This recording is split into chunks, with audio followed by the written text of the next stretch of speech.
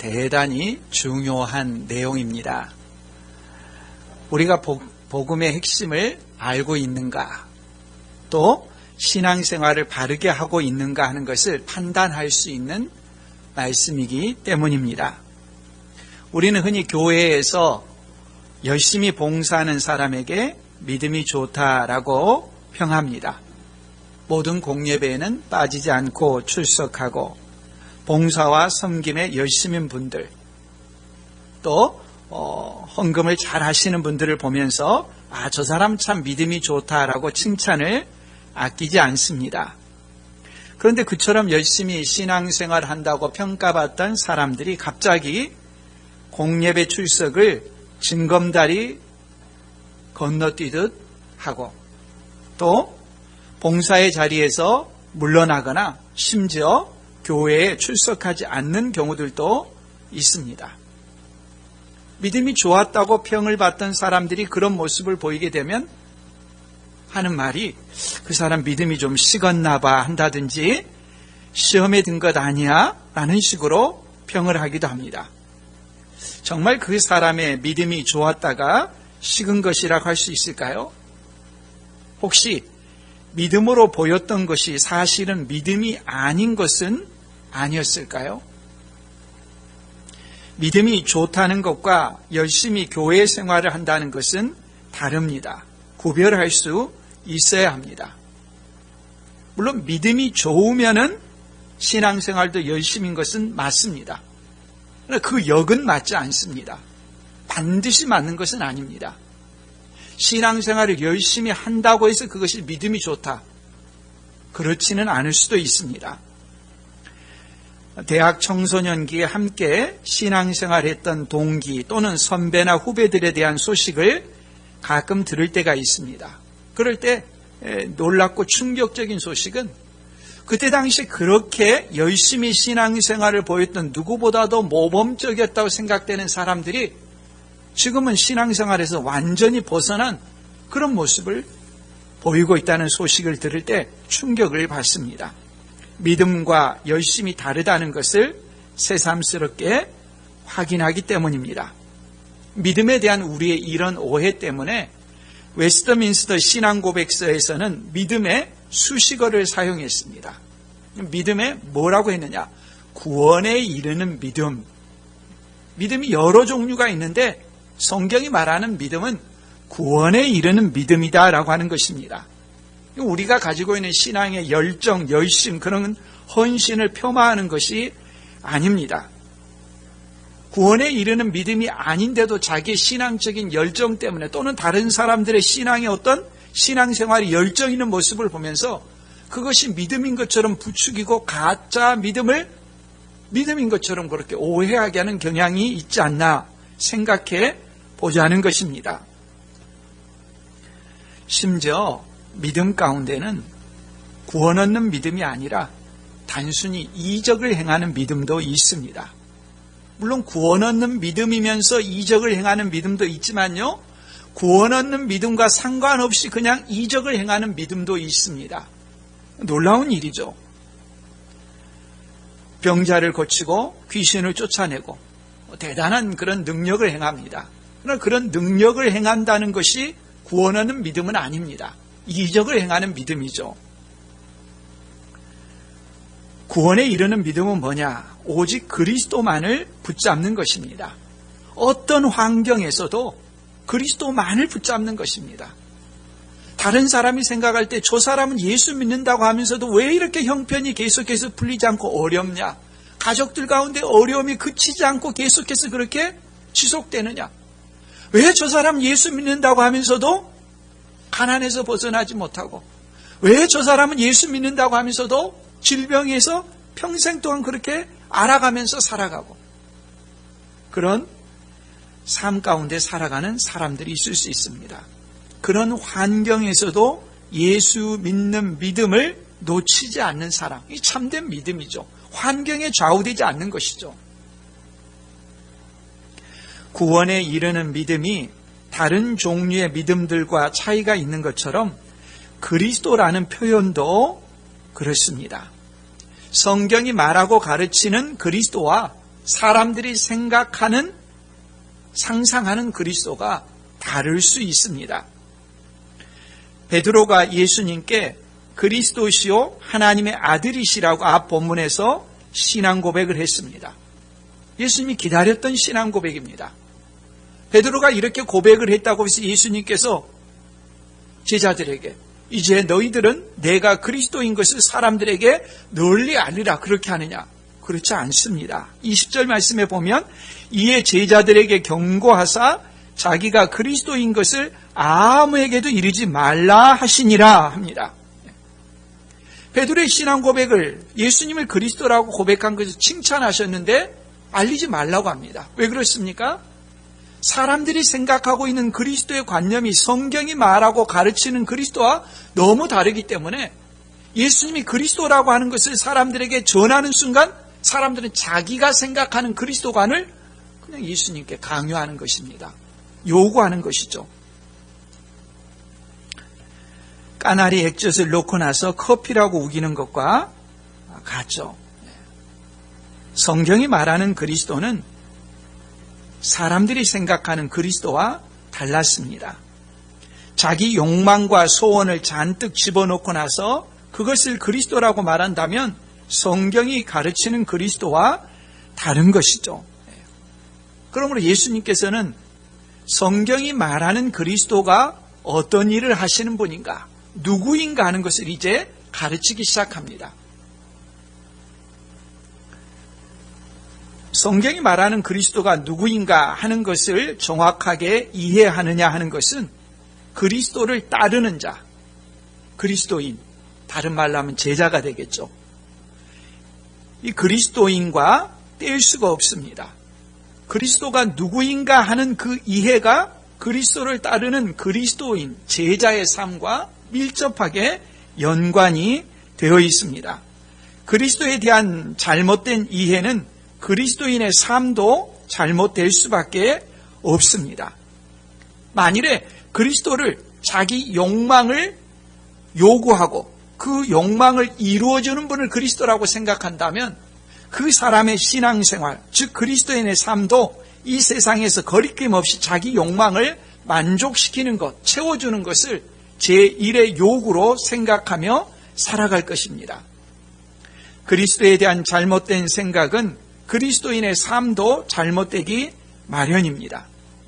성경대로의 그리스도, 성경대로의 그리스도인의 삶이 아닌 모습, 바로 그것이 우리가 일상의 삶에서 자주 부딪히는 한국 교회의 문제라는 것을 우리가 정직하게 직면해야 합니다.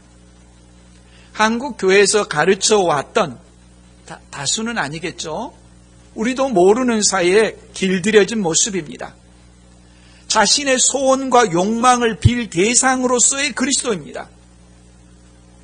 기독교가 들어오지 않았을 때 우리의 어머니들이 물을 떠놓고 자기의 욕망을 이루어달라고 소원을 빌던 그 무수한 세상의 신들, 이름만 그리스도로 바꿨을 뿐이지 똑같은 모습인 경우가 적지 않습니다.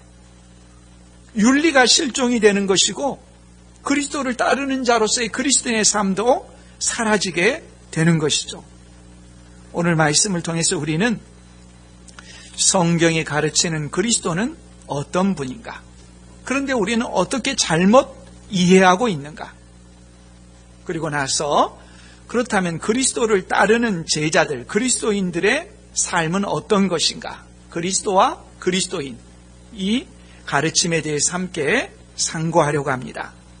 먼저 그리스도는 누구인가, 어떤 일을 하는 분을 그리스도라고 하는가 하는 것입니다.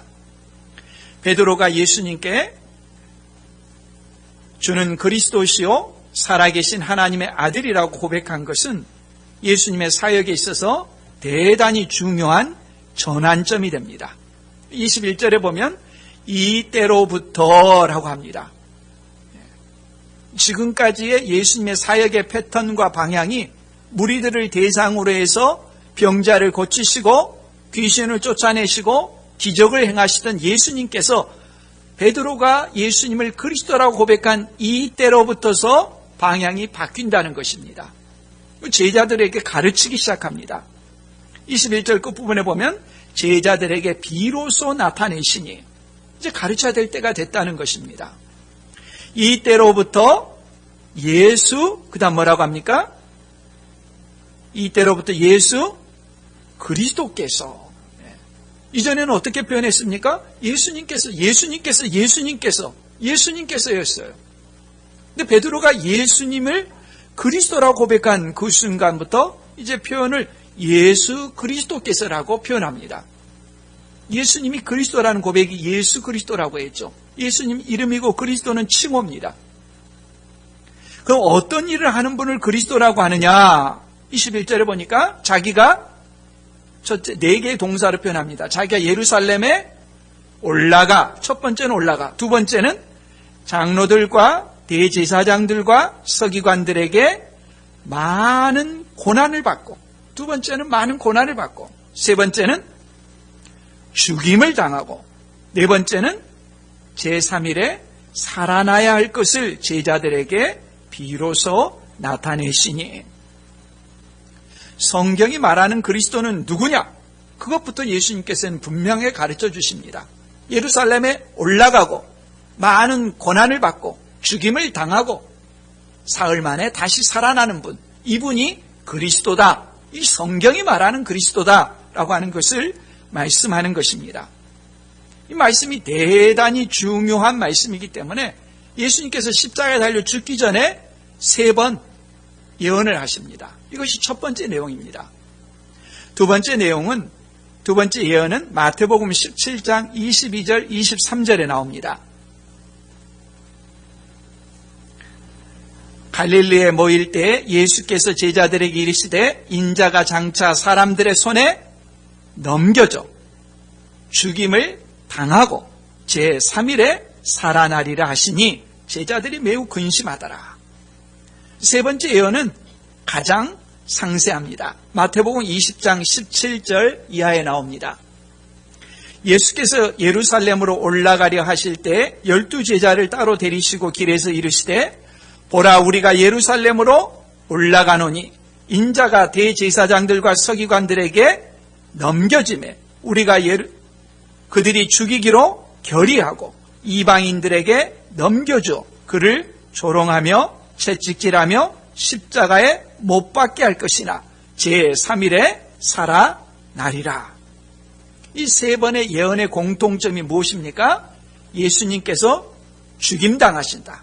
그리고 사흘 만에 다시 살아나신다. 이 두 가지 내용이 핵심입니다. 죽고 살아난다는 것입니다. 우리가 신앙 고백을 압축한 내용인 고린도전서 15장 3절에서 5절이라는 것을 살펴봤었죠. 똑같은 내용입니다. 그리스도는 어떤 분이냐? 어떤 일을 할 때 그분을 그리스도라고 하느냐? 그분은 우리 죄를 위하여 죽임당하시고 부활하신다는 내용입니다. 이 내용은 있을 수도 있고 없을 수도 있고 하는 것이 아니라 반드시 이루어져야 되는 것입니다. 한글 성경에서는 그것이 자세히 안 나와 있지만 영어 성경에는 must라는 것이 꼭 들어갑니다. 언어에 그렇게 들어가 있기 때문에요. 반드시 이 일이 이루어져야 된다는 것입니다. 예수님은 십자가에 달려 죽으시기 전에 3번 반복해서 이 말씀을 예언하셨습니다. 예수님께서 십자가에 달려 죽으시는 것은 우리 죄 때문입니다. 우리 죄 때문에 죄 없으신 예수님께서 십자가에 달려 죽으실 것인데 그 죽음이 우리 죄 때문에 죽는 것이고 우리 죄가 다 죄값을 치렀다는 증거는 무엇이냐? 우리 죄에 대해서 죄의 형벌을 가하시는 공의로우신 하나님의 진노가 만족해 되었다는 증거는 그 죽으신 예수님을 하나님께서 사흘 만에 다시 살리심으로 입증될 것이라는 것을 반복해서 가르치십니다. 예수님이 세상에 오신 가장 중요한 목적이거든요. 이것을 죽기 전에 미리 반복해서 제자들에게 말씀하셨습니다. 그리스도라는 어떤 분이냐? 우리 죄를 위해서 십자가 달려 죽으시는 분이고 죄값이 치러졌다면 하나님께서 그를 사흘 만에 다시 살리실 것이다 하는 것입니다. 그러므로 만일 예수님께서 십자가에 달려 죽으시고 다시 살아나지 못한다면 우리 죄값은 치러지지 못한 것이고 우리는 영원히 우리 죄값을 치르는 형벌, 지옥에 갈 수밖에 없는 존재인 것이죠. 그리고 예수님은 거짓말장이가 되고 말 것이죠.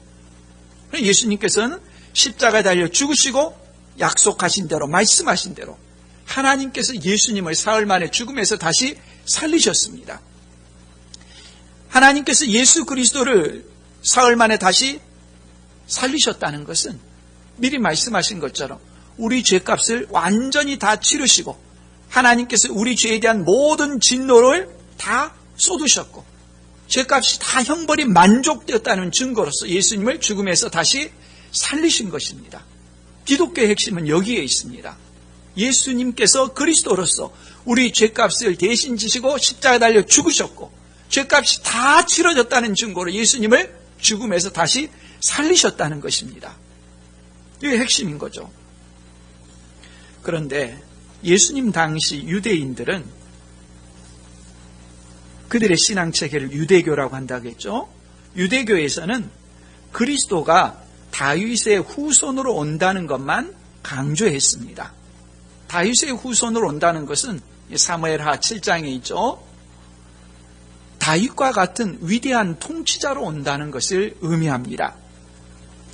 인생을 살다 보면 겪는 문제들이 많이 있습니다. 굶주림이나 신체의 장애나 직장에서 갑질하는 사람들이나 자신을 괴롭히는 깡패나 폭력배 같은 사람들 등등의 많은 문제들이 사람이 살다 보면 겪는 것입니다. 그런 문제를 겪다 보면은 누구나 다 이런 어려움으로부터, 이런 고통으로부터 누군가가 나를 해결해주고 문제를 풀어주고 그랬으면 좋겠다 이런 생각을 하겠죠. 그래서 그렇게 자기가 겪는 어려움이나 고난이나 고통이나 질병을 해결해 주시는 사람으로서 오는 분, 다윗 왕과 같은 다윗 왕의 후손으로서 그리스도를 이상화했습니다. 분명히 그리스도는 다윗 왕의 후손으로 온다는 것이 성경에 예언되어 있죠. 사람들이 일방적으로 다윗 왕의 후손으로 오시는 분은 그와 같은 정치적인 권력을 지닌 분으로만 생각을 했습니다. 그런데 성경에 보면은요, 성경이 말하는 그리스도는 모든 문제의 근원이 죄이기 때문에 죄의 문제를 해결해 주시는 분에 초점을 맞추고 그분을 그리스도라고 합니다. 예를 들어 이사야서에 보면은 고난받는 종에 대한 예언들이 4번에 걸쳐 나옵니다. 대표적으로 이사야 53장에 보면은 그 내용들이 나오죠. 그 중에 일부분 이사야 53장 4절에서 6절 말씀입니다. 하나님께서 우리에게 보내주시겠다고 하는 여호와의 종이 누구냐?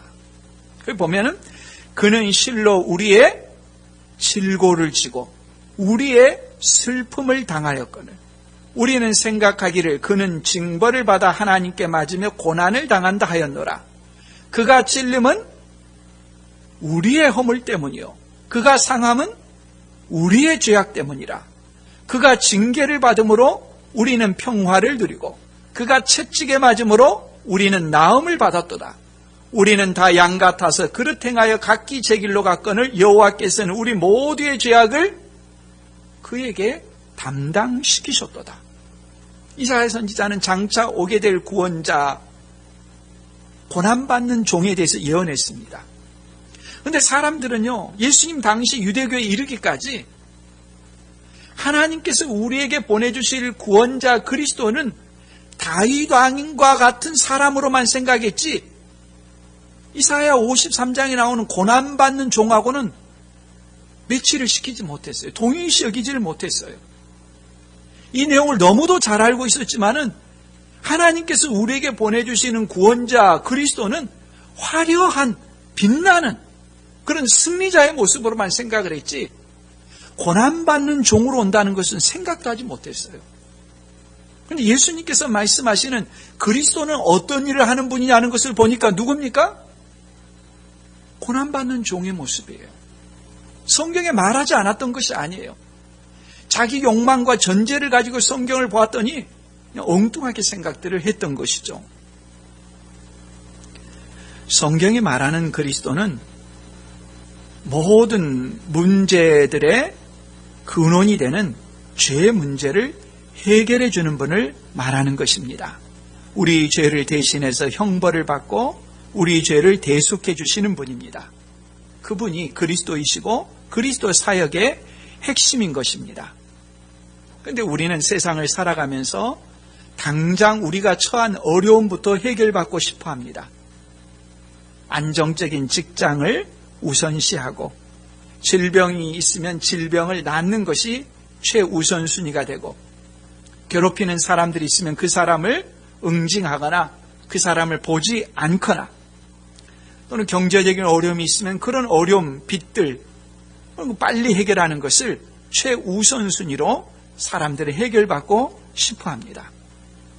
이런 문제를 해결해 주는 존재를 그리스도 구원자로 여깁니다. 그러나 그런 문제를 해결한다고 해서 문제가 끝나는 것은 아닙니다. 문제는 계속해서 생겨나기 마련이기 때문입니다. 문제의 근원, 바로 죄 문제가 처리되지 않았기 때문입니다. 사람들이 겪는 모든 문제의 근원에는 죄가 있습니다. 죄는 가만히 둔 채 자기가 겪고 있는 환경 이런저런 것들을 해결한다고 해서 문제가 해결되는 것이 아닙니다. 바다에 파도가 밀려오듯이 계속해서 문제는 하나를 해결하고 나면 또 하나가 오고 또 하나가 오고 또 하나가 오고 끊임없이 인생을 마치는 순간까지 문제는 계속되기 마련입니다. 사람들이 겪는 문제의 근원, 바로 그 죄 문제를 해결하는 것이 무엇보다도 우선이고 중요한 것입니다. 예수 그리스도는 바로 이 죄 문제를 해결하기 위해 세상에 오신 것입니다. 신앙의 본질, 믿음의 본질은 여기에 있는 것입니다. 삶의 어려운 문제 해결을 첫 자리에 두는 사람은 평생 문제에서 벗어나지 못할 것입니다. 하나를 해결한다고 해서 끝나는 것이 아니라 또 다른 문제가 또 옵니다. 또 옵니다. 또 옵니다. 그치지 않고 옵니다. 장담할 수 있습니다. 인간은 불완전하고 부족하기 때문에 아무리 돈이 많은 사람이라 할지라도 아무리 큰 권력을 가지고 있는 사람이라 할지라도 이 싸움에서 벗어날 수가 없는 것입니다. 우리가 작년과 금년 표어로 삼고 있는 말씀, 마태복음 6장 33절 말씀은 하나의 공식과 같습니다. 너희는 먼저 그의 나라와 그의 의를 구하라. 그리하면 이 모든 것을 너희에게 더하시리라. 이 순서입니다. 하나님과의 관계가 바르게 되어 있으면 죄 문제를 해결하는 것이 첫 자리에 오게 되면 나머지 모든 것을 더해 주시겠다고 약속했습니다. 근데 사람들은 자기가 가지고 있는 그 환경의 문제를 해결하고 난 다음에 신앙을 갖고 하나님을 찾고 하나님을 믿겠다고 말합니다. 평행선이죠. 불변의 법칙과 같습니다. 하나님 나라와 그의 의를 먼저 구하는 것입니다. 내가 가지고 있는, 겪고 있는 문제, 환경으로 먼저 달려가는 것이 아니라 그 겪고 있는 문제나 환경은 신호등으로 봐야 됩니다. 아, 하나님께서 내게 적색 신호를 보내셨구나. 하나님 앞으로 나아오라는 신호구나. 내가 하나님을 잊고 살았구나. 하나님과의 관계를 바로잡게 되면은 내가 힘써도 해결할 수 없는 문제들을 열리는 길이 열립니다. 사람들 그걸 믿지 못해요. 내 힘으로 해결할 수 있는 것을 해결할 때 문제가 풀린다고 생각합니다. 믿음 없는 삶의 전형적인 모습입니다. 예수님의 그리스도 가르침에 있어서 놀라운 사실 가운데 하나는 대적들의 목록입니다. 장로들과 대제사장들과 서기관들, 그리스어로 보면은 정관사를 이 세 사람들 맨 앞에 한 번만 사용해서 이들이 다 한 통속이라는 것을 나타내고 있습니다. 이들은 가장 성경에 정통하고 성경에 기초한 종교 시스템의 정상에 있는 사람들입니다. 이들이 가장 비성경적인 행동을 하고 있습니다. 예수님을 십자가에 못 박습니다. 욕망의 노예가 되면 그 욕망에 거치르는 것을 용납하지를 못합니다. 자신들의 평안한 삶을 방해하는 것들을 다 대적하죠. 베드로도 그랬습니다. 22절 말씀. 베드로가 예수를 붙들고 항변하여 이르되 주여 그리 마옵소서 이 일이 결코 주께 미치지 아니하리이다. 예수님을 붙들고 항변했다고 합니다. 다른 한글 성경에 보니까 예수를 따로 붙들고 예수께 대들었다 번역했습니다. 예수님을 그리스도 하나님의 아들이라고 고백했던 베드로가 예수님을 붙잡고 한쪽으로 가가지고 대들었다고 말합니다. 자신의 인생 경험과 경륜으로 순수한 이상에 사로잡힌 예수님을 지도해 주겠다는 그런 태도입니다. 베드로는 그 시대의 그리스도론의 대변자입니다. 그 시대의 그리스도에 대한 일반적인 생각은 정치적 군사적 구원자였습니다. 로마의 압제, 식민 통치에서 해방시켜주는 위대한 통치자입니다. 이 세상에서 가난과 질병을 몰아내고 경제적 풍요로움을 가져다주는 그런 존재입니다. 오늘날도 베드로와 같은 그리스도관을 가진 사람들이 적지 않습니다. 예수 믿으면 잘 산다, 건강한다, 문제없다, 형통한다 말합니다.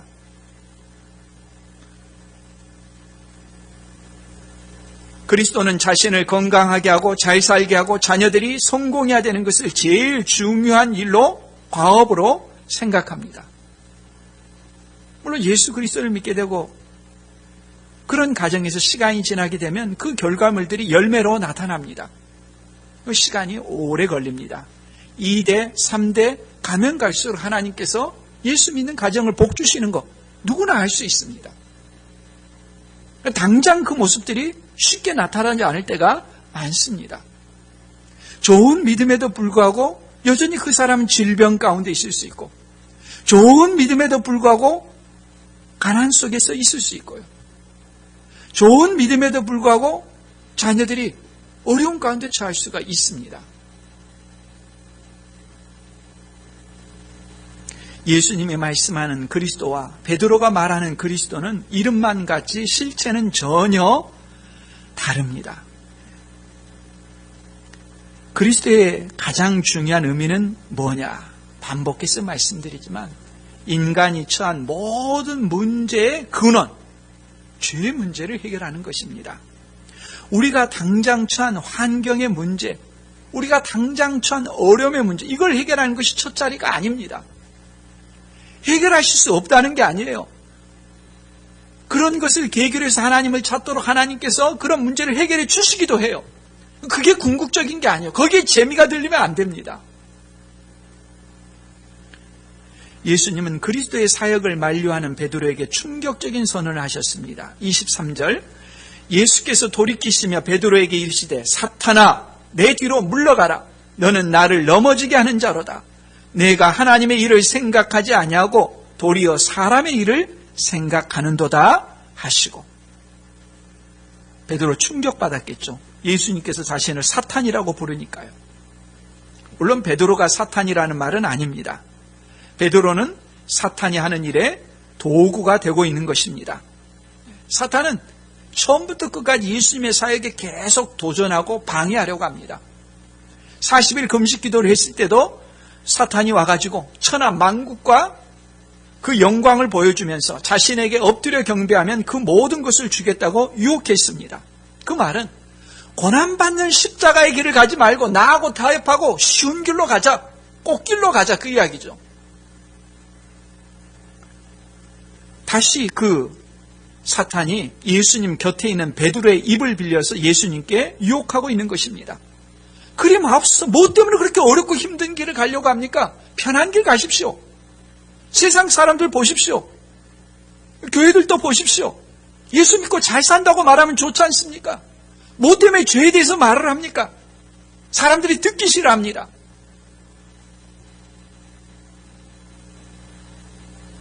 나중에는 또 대제사장과 같은 종교 지도자들을 동원해서 예수님을 십자가에서 내려오라고 말하고 십자가에 못 박는 일들을 행하죠. 예수님은 그를 너는 나를 넘어지게 하는 자라고 하셨습니다. 바로 앞에서는 예수님께서 베드로의 그 믿음을 보시면서 베드로에게 개바, 너는 반석이라고 했습니다. 지금은 너는 나를 넘어지게 하는 자, 걸림돌, 거침돌이라고 하는 것입니다. 사람 그렇게 연약합니다. 베드로가 예수님께 그리스도라고 고백했음에도 불구하고 그 의미를 다 알지 못했다는 것을 우리는 금방 확인할 수 있습니다. 성경대로의 그리스도이지 사람들이 생각하는 그리스도는 아닌 것이죠.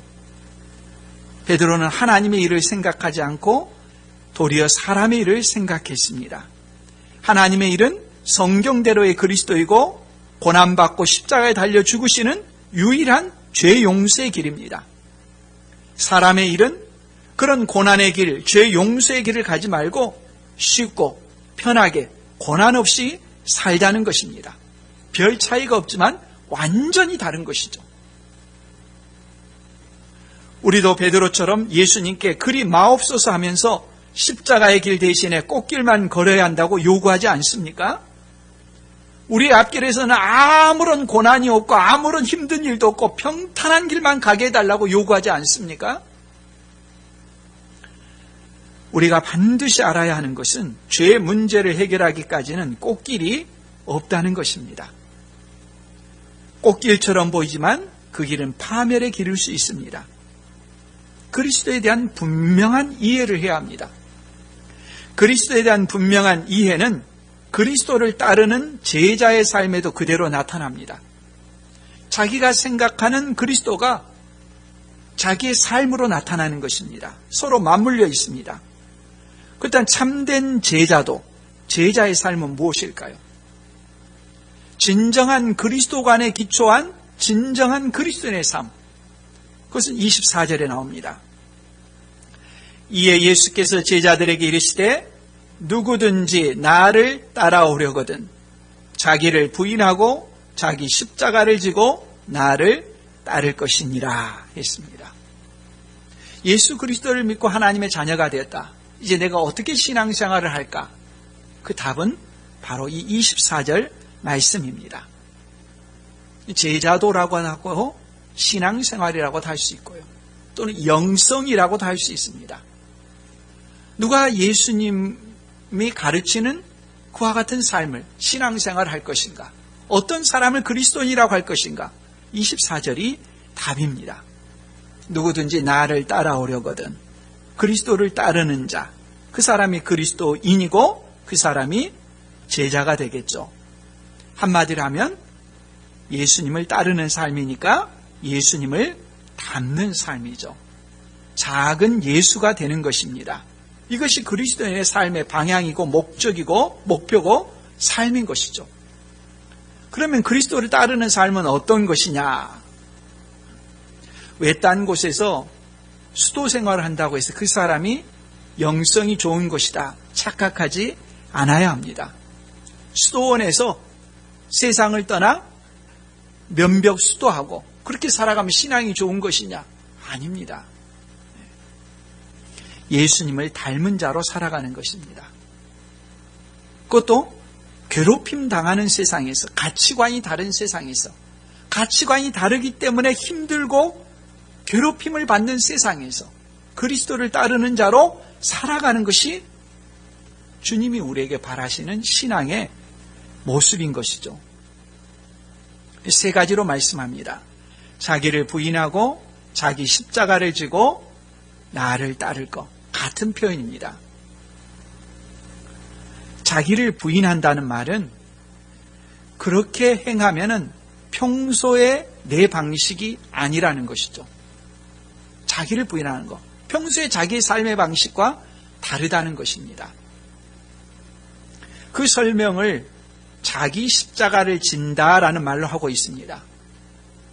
자기 십자가를 진다는 말을 우리가 흔히 잘못 이해하고 오용하는 대표적인 표현이죠. 남이 겪지 않은 자기만의 어떤 어려움이 있을 때 예를 들어 자기 남편이 자기에게 특별히 힘들게 할 때 사람들에게 남편이 제게 십자가예요, 이런 식의 표현들 하지 않습니까? 자식이 말을 듣지 않을 때 그 녀석이 제게 십자가입니다, 이런 표현을 하는데 이건 대표적으로 성경을 오독하는 것입니다. 십자가를 진다는 말은 관용어입니다. 어떤 표현인가 하면 예수님 당시 고대 로마에서는 정치범들을 사형할 때 그 사형틀로 삼는 십자가 나무를 사형수 자신이 사형장까지 메고 가게 했습니다. 십자가를 진다는 말입니다. 자기가 죽는 사형틀을 자기가 지고 가는 것, 자기가 죽는 삶을 가리키는 표현이죠. 내가 죽는 것을 말하는 것이지 내가 겪고 있는 어떤 어려움을 의미하는 것이 아닙니다. 십자가를 진다는 말은 자신에 대해서 죽음을 선언하는 것입니다. 내 욕망대로 살고자 하는 그 마음을 십자가에 못 박는 것입니다. 자기를 부인하는 것입니다.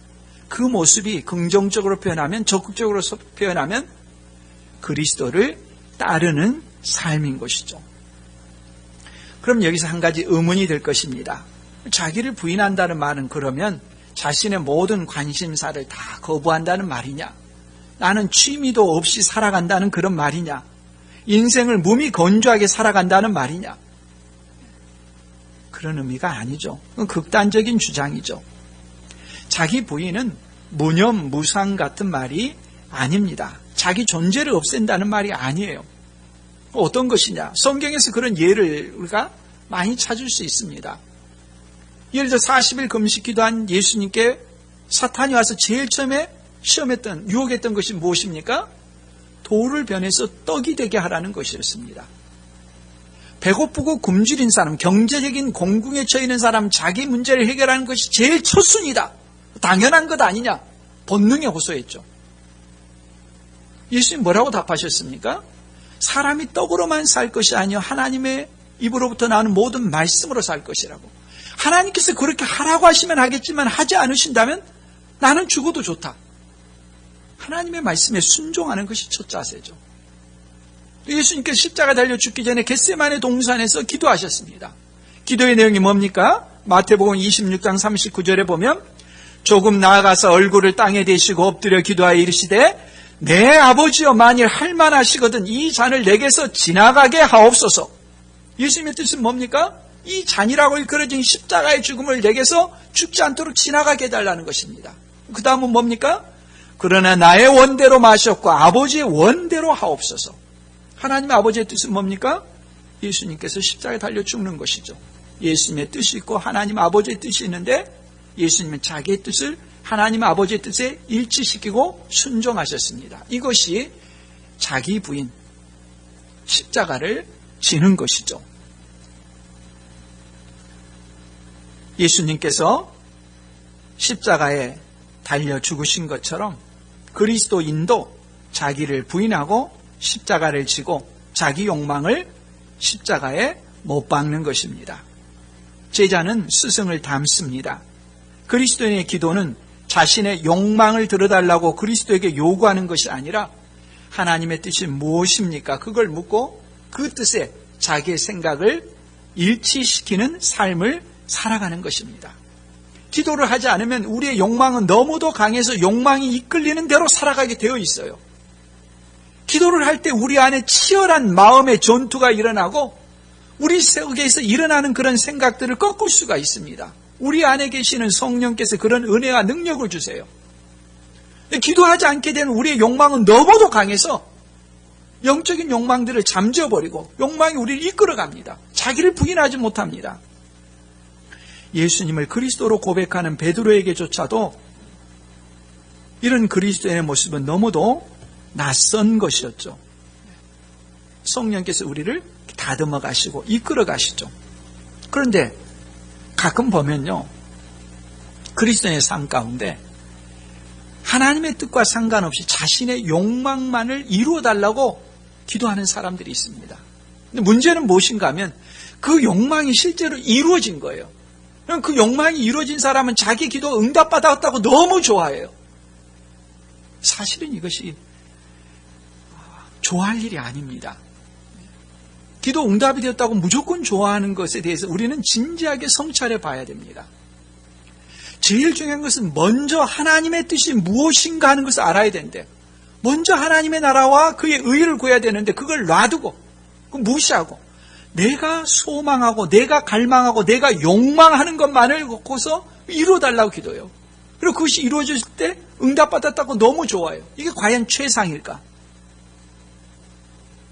우리 생각해보고 고민해 봐야 됩니다. 예를 들면은 출애굽한 이스라엘 백성들에게 또는 그 이전에 하나님께서 아브라함에게 뭘 주시겠다고 약속했습니까?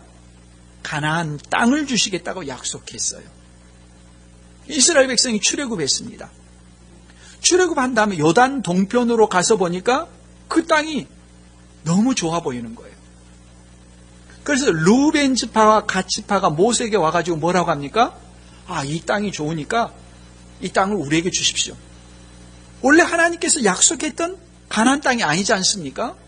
근데 그들이 가지고 있는 양과 소가 많은데 거기에 목양을 하면 좋겠거든요. 그걸 달라고 하나님께 요청했죠. 모세가 그 말을 듣고 어떻게 합니까? 화가 버럭 났어요. 성경에 화가 버럭 났다는 표현 없어요. 근데 그런 뉘앙스로 민수기에 보면 읽힙니다. 민수기 20장인지 21장인지 정확하게 모르겠는데요. 아마 21장 같은데, 너희들 무슨 짓을 하고 있느냐? 40년 전에 가데스 바네아에서 정탐꾼들이 부정적인 보고를 해가지고 어떤 일이 있었느냐?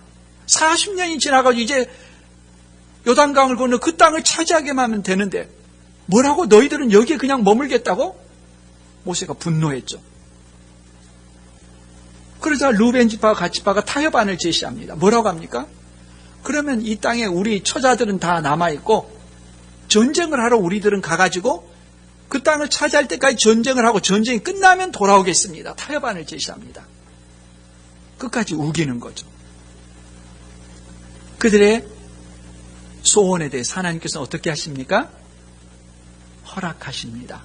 이런 것이 일컬어서 허용이라고 합니다. 허용. 하나님의 최상의 뜻이 아니지만 사람들이 워낙 고집을 부리니까 허용을 합니다. 그것은 뭘 의미합니까? 너희들이 요구하는 대로 그렇게 이루어지겠다. 그 다음에 그 일에 대해서 너희가 책임을 지고 어떻게 되는지를 보라는 것입니다. 루벤 지파와 갓 지파는 요단 동편을 차지했습니다. 그 다음에 어떻게 됐을까요? 역사에서 사라져버립니다. 외세에 대해서 계속 침략을 받습니다. 가장 많은 고난을 겪고 가장 먼저 사라진 땅이 되고 맙니다. 하나님께서 말씀하셨을 때는 말씀대로 그 뜻이 무엇인가를 묻고 순종하는 것이 중요한데 자기 욕망이 나와가지고 눈에 보이는 것을 탐내게 되면 망합니다. 또 나중에 누가 그렇습니까? 히스기야 왕이 그렇죠. 이사야 선지자가 와가지고 하나님께서 너 데려가신다고 했다. 인생 정리하라고 하니까 그냥 침상에 눈물을 흘리면서 살려달라고 했죠. 이사야가 왕궁을 벗어나기도 전에 하나님의 말씀이 임해가지고 다시 돌아왔습니다. 하나님께서 말씀하셨습니다. 당신 15년 더 산대요. 소문성지 됐으니까 좋습니까? 그 15년 사이에 누가 태어났습니까? 자기 아들 므낫세가 태어났는데 그 므낫세가 유다를 망쳐버린 주범입니다. 완전히 나라를 우상화시키고 돌이킬 수 없는 지경이 되게 망해버리게 하는 그 아들을 낳았죠. 내 욕망대로 되는 것이 기도 응답이라고 무조건 좋아할 일이 아닙니다. 제일 중요한 것은 하나님의 뜻이 무엇인가 하는 거 아는 거.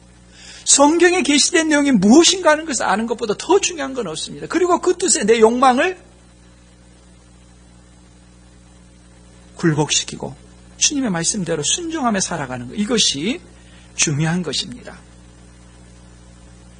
그리스도를 닮은 그리스도인은 자기를 부인하고 자기 십자가를 지고 그리스도를 따르는 사람이라고 했습니다. 그러면 왜 자기 부인, 자신에 대해 죽어야 되느냐? 세 가지 이유를 25절, 26절, 27절에 말씀합니다. 한글 성경에는 안 나와 있지만 원어에 보면은 매 절마다 왜냐하면 이라고 말합니다. 첫 번째 이유 25절에 왜냐하면 누구든지 제 목숨을 구원하고자 하면 잃을 것이요 누구든지 나를 위하여 제 목숨을 잃으면 찾으리라. 부모님이 자녀에게 하는 버전으로 말하죠. 다음 주에 시험 보는 아이가 잠만 자고 텔레비전만 보고 그냥 여기저기 외식만 한다면 부모 입장에서는 당연히 그 자녀를 향해서 뭐라고 하겠습니까? 다음 주가 시험인데 계속 늦잠 자고 텔레비전 보고 놀면 시험 망친다. 그러지 않겠습니까? 현재의 삶에서 자기 보존을 제1의 기치로 삼고 살아가면 결국 시험을 망치고 다 잃고 말 것이라고 말할 것입니다. 그 말 그대로입니다. 여기서 말하는 목숨은 단순히 육체의 생명이 아닙니다. 인간의 전 존재를 나타내는 근본적이고 심오한 의미의 생명입니다. 역설이죠. 사람이 가장 중요하게 여기는 것이 자기 목숨이고 그 목숨을 위해서 온갖 애를 쓰고 있는데 자기 목숨의 첫째 가치를 두고 사는 삶의 최종 모습은 그 목숨을 잃는다는 것입니다. 자녀들에게만 시험 망친다고 말할 것이 아니라 자신의 목숨에 대해서도 동일하게 적용해야 합니다. 십자가를 피하면 자신의 목숨을 구하고 평탄한 삶일 거라고 결코 생각하지 않아야 합니다. 오히려 잃습니다. 십자가의 길을 가면 자신의 목숨을 잃는다 생각하지 마십시오. 오히려 자기 목숨을 찾는 것입니다. 무엇이 주님이 기뻐하시는 일인가를 생각해야 되지 내 일신의 안일과 평안함, 순탄함, 꽃길 망하는 것입니다. 두 번째 이유는 26절입니다. 왜냐하면 사람이 만일 온 천하를 얻고도 제 목숨을 잃으면 무엇이 유익하리요? 사람이 무엇을 주고 제 목숨과 바꾸겠느냐? 이번에는 저울, 대차대조표로 말씀합니다. 사람에게 제일 중요한 목숨을 한쪽에 놔두고 다른 한쪽에는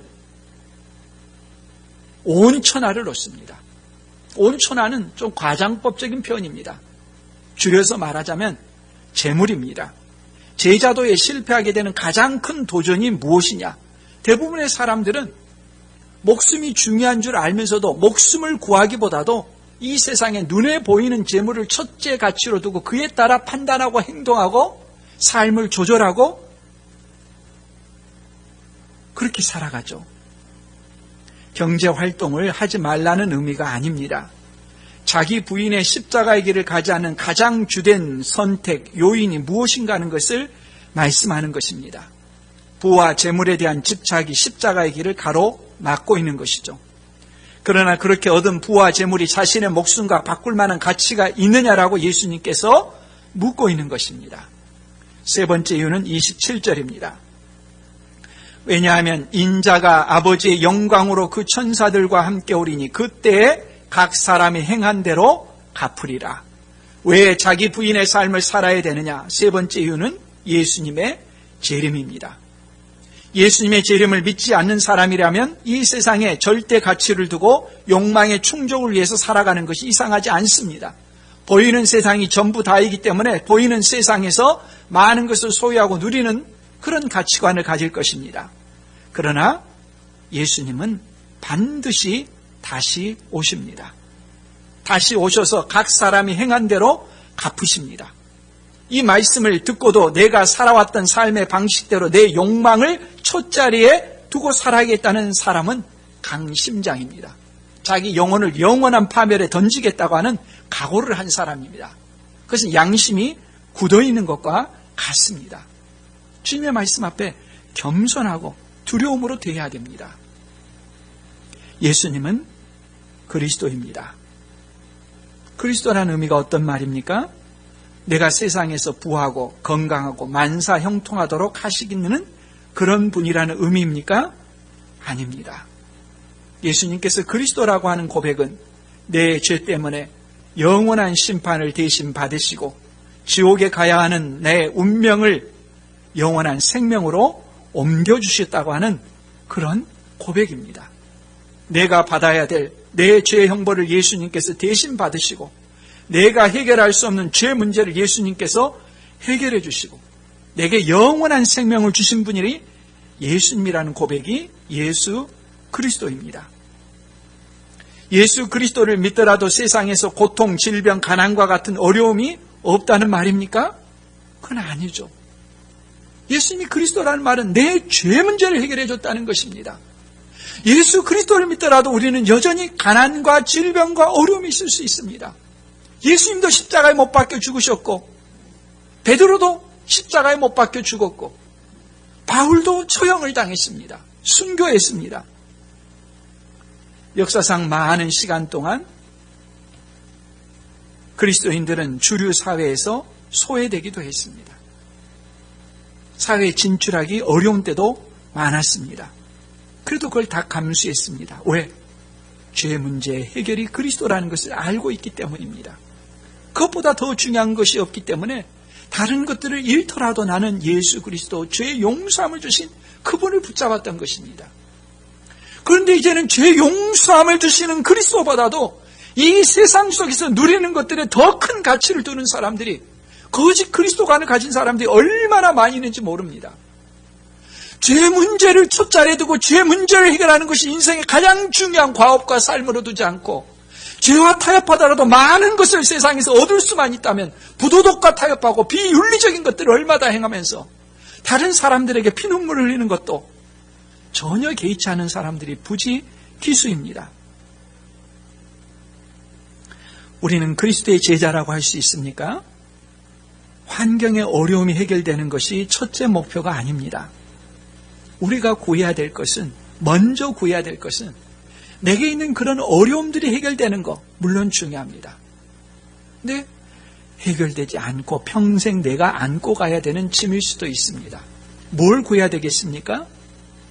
그런 어려움들에도 불구하고 내가 흔들리지 않고 주님을 붙잡고 그리스도를 붙잡고 살아갈 수 있는 그런 믿음의 용기와 견고한 힘을 달라고 기도해야 되는 것입니다. 우리 믿음의 선배들도 그랬습니다. 예수님도 겟세마네 동산에서 제자들 위해서 뭘 기도했습니까?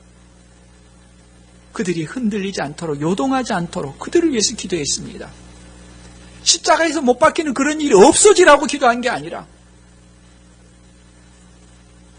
그리스도인이라면 하나님의 말씀에 순종하는 것을 최고 가치에 두어야 됩니다. 우리의 조상 아담과 하와는 하나님과 같아질 수만 있다면 선악과도 먹을 수 있다는 생각이었습니다.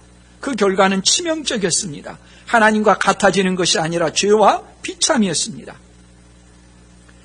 예수님처럼 하나님께서 말씀하지 않았다면 굶어 죽더라도 돌이 떡이 되게 하지 않겠다는 순종의 삶을 사는 것, 이것이 그리스도인의 삶인 것입니다. 욕망이 이끄는 대로 사는 것이 아니라 하나님의 말씀이 이끄는 대로 사는 것입니다. 베드로는 어부였습니다. 사회적으로 성공한 삶이었습니다. 그는 가버나움의 큰 집도 소유해서 자신과 장모와 대가족이 살 뿐만 아니라, 그걸 부양할 수 있을 뿐만 아니라 예수님도 가버나움의 베드로의 집을 센터로 삼으셨습니다. 베드로는 하나님의 계시에도 열린 마음을 가지고 있었습니다. 누구보다도 먼저 예수님을 그리스도라고 고백했습니다. 사도행전에 보면 지난주에 살폈던 것처럼 유대 사람들과 대적 관계였던 사마리아에 가서 복음을 전할 수 있었고, 이방인 고넬료에게도 가서 복음을 전할 만큼 열린 마음의 소유자였습니다. 용기도 있었습니다. 무리를 걸어오시는 예수님을 보면서 그 무리로 걷게 해달라고 요청도 했었습니다. 남이 전혀 가지 않은 길을 먼저 걸을 수 있는 그런 용기 있는 사람이었죠. 그럼에도 불구하고 그에게는 치명적인 약점도 있었습니다. 예수님께서 그리스도로서 십자가에 못 박히셔야 된다는 그 말을 듣고 그리 마옵소서 말했던 두려움을 가진 사람이었습니다. 십자가에 못 박히는 그 판결을 내리는 자에서는 종이 자기에게 신문하자 예수님을 전혀 모른다고 저주하면서 3번이나 부인했던 그런 사람이었습니다. 갈라디아서에서는 율법주의자에 대한 눈치를 보는 모습도 있었습니다. 신앙에 굴곡이 있는 것이죠. 그럼에도 불구하고 제자는 예수님을 닮아감에 있어서 성숙과 성장이 있다는 것을 베드로가 보여줍니다.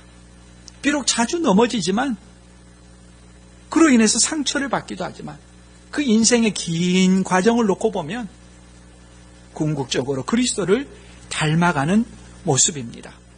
베드로가 쓴 베드로 전후서를 보면은 그리스도 자체로 얼마나 아름다운지 모릅니다. 그래서 그리스도만을 연구하는 학자들은 이건 베드로가 쓴 글이 아니다라고 말합니다. 배운 적이 없는 베드로가 어떻게 그렇게 유려한 헬라어를 구사할 수 있냐, 그렇게 말합니다. 뭘 모르는 소리죠. 어떤 사람이든지 한 분야에 오랫동안 있게 되면 그 분야에 정통합니다.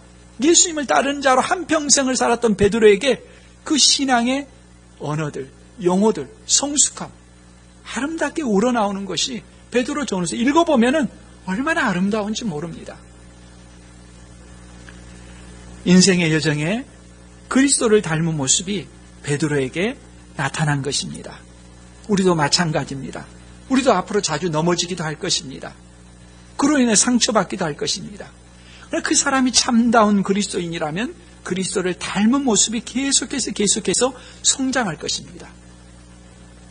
인생의 마지막에서 뒤돌아보면서 내가 그리스도를 닮아왔구나라고 고백하는 모습이 될 것인가? 아니면 자기 욕망에 사로잡혀서 이 땅에 있는 것들을 움켜쥐면서 떠나지 못하는 그런 모습 속에서 살아갈 것인가? 그리스도를 닮은 자로 살아가기로 결단하고 욕망의 종이 아니라 우리 죄 문제를 해결해 주신 그리스도를 따라서 그리스도인으로서 자기 부인하고 십자가를 지고 예수님을 따르는 우리 모두가 될 수 있기를 바랍니다.